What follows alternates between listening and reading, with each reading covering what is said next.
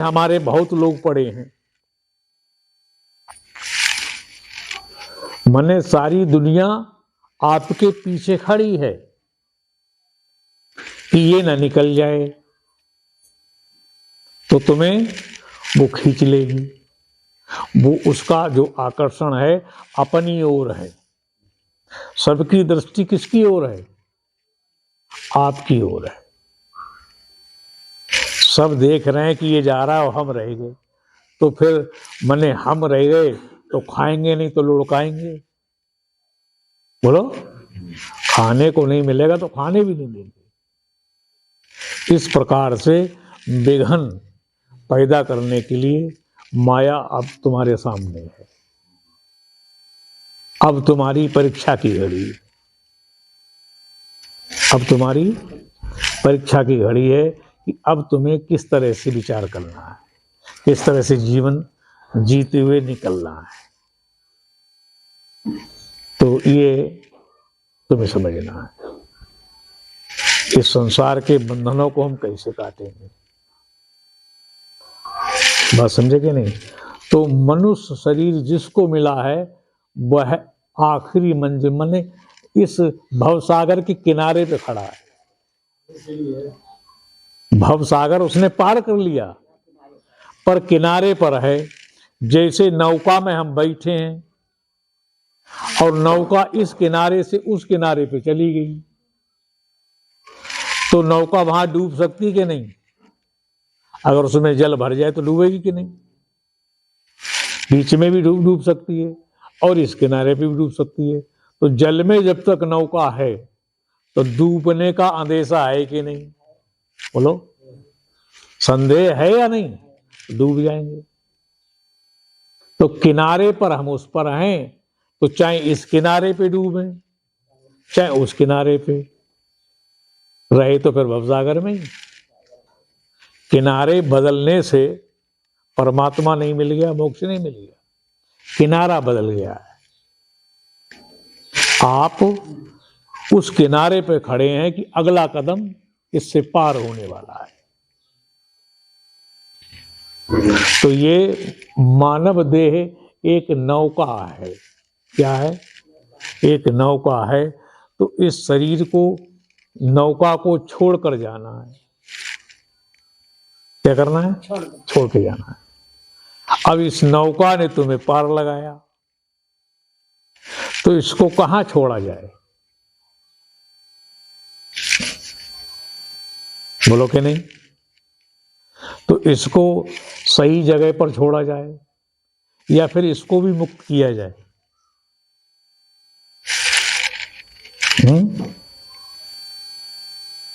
भाई ये शरीर को भी हम मुक्त कर दें, माने इसको भी हम पार ही ले जाएं, तो ज्यादा अच्छी बात रहेगी कि नहीं? शरीर को भी मोक्ष प्राप्त हो, तो इसके लिए विधान है। क्या समझे? भाई इससे पार हो गए, इसको लात मार दी तो फिर ये फंस गया। तो शरीर को भी अपने साथ लेके जाना है। मैंने लेके क्या जाना है कि इस शरीर से हमें इसको मुक्त करना है। क्या करना है? शरीर को। यदि ये मुक्त ना किया तो तुमने फिर अत्याचार किया कि नहीं? जिस साधन से, जिस नौका से, जिस वाहन से आप सफर कर रहे हैं उसको ही लात मार दी। तो इसको समझना होगा। ये थोड़ी अब विषय गहन हो गया है, तो इसके लिए तो सत्संग ही चेंज करना पड़ जाएगा, समझना पड़ेगा दूसरे तरीके से। बात समझे कि नहीं? तो इस प्रकार से ये बात भगवान ने बताई। क्या बताइए? कि ये द्वार आपको मिला हुआ है। तो भगवान श्री कृष्ण का महाभारत में, कुरुक्षेत्र में एक दृश्य आता है कि जिस समय अर्जुन का और कर्ण का युद्ध हुआ, किसका? अर्जुन और कर्ण। क्या नाम था? कर्ण। तो कर्ण का युद्ध और अर्जुन से हुआ, तो बड़ा घमासान युद्ध हुआ। तो जो है कर्ण ने बाण चलाए तो अर्जुन का रथ माने 7 हाथ पीछे हट गया। कितने? 7। तो और अर्जुन ने चलाए तो कर्ण का 14 चला गया, या अर्जुन का 3.5 चला गया तो कर्ण का 7 चला गया, मैंने दुगुना हटा दिया, कहने का तात्पर्य है। तो कर्ण का दुगुना चला गया, तो जब कर्ण ने चलाया तो अर्जुन का 7 हाथ गया। तो भगवान ने मैंने कर्ण की प्रशंसा की, तो अर्जुन को बुरा लगा कि इसने मेरा जितना रथ पीछे हटाया मैंने इससे दुगुना उसका हटा दिया, तो प्रशंसा उसकी होगी कि हमारी। तो भगवान ने कहा तुम्हारे रथ के पहियों में शेषनाग लपेटे हुए उसको खींच के पकड़े हुए हैं, और ध्वजा में हनुमान जी हैं, और 3 लोग का भार लेके मैं बैठा हूं इस रथ पर, और कर्ण अकेले ही है। तो उसने तुम्हारा 7 हाथ पीछे हटा दिया, तो उसको धन्यवाद नहीं दिया जाएगा? समझे कि नहीं? इतने बड़े भार को उसने पीछे हटा दिया, और तुमने उसका हटा दिया तो क्या कर दिया? कुछ भी नहीं किया। समझे कि नहीं? तो इस प्रकार से उस दिन जब युद्ध हुआ तो भगवान ने, जब युद्ध समाप्त हुआ शाम के समय सूर्यास्त के बाद, तो भगवान ने कहा अर्जुन तुम रथ से उतर जाओ। तो कहा मैं रथ से क्यों उतरूंगा, पहले आप उतरेंगे, आप सारथी हैं। तो सारथी पहले उतरेगा और रथी बाद में। हम रथी हैं, मेरी बात समझ रहे हैं? तो भगवान ने कहा नहीं अर्जुन आज तुम उतर जाओ।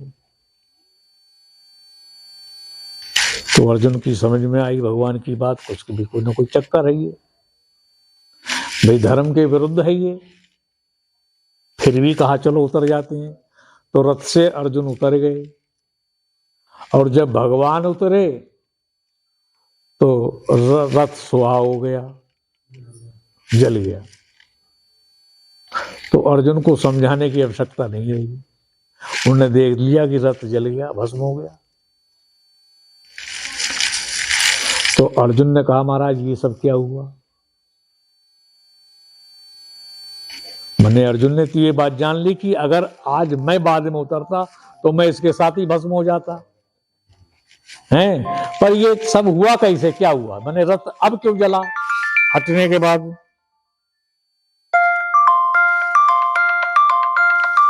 क्या होता है? क्या मैंने कहा? रथ क्यों जला?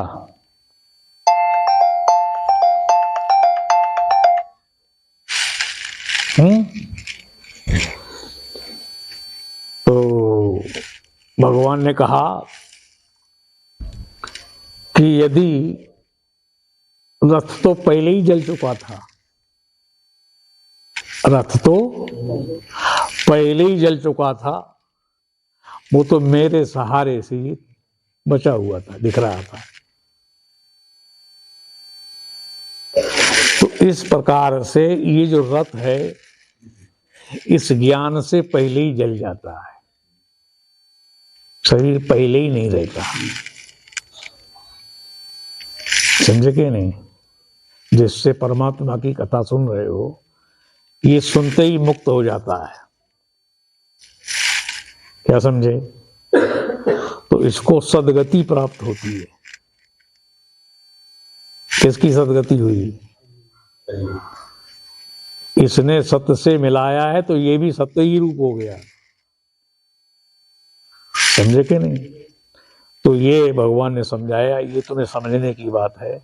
ये जो कुरुक्षेत्र है, पिछले मैंने सभा में ये बात समझाई थी कि ये शरीर तुम्हारा जो है कुरुक्षेत्र